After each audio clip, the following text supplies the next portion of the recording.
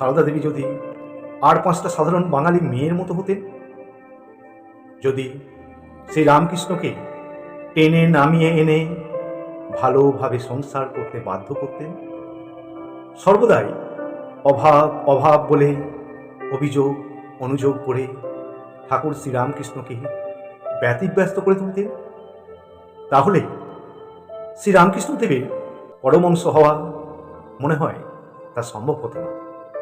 আর একটা কথা আমরা তো সবাই জানি, রামকৃষ্ণদেবের বৈষ্ণব, তন্ত্র, অদ্বৈতবাদ, ইসলাম ও খ্রিস্টান ধর্মমতে ঈশ্বর সাধনা করে সমন্বয়ের বাণী প্রচার করেন।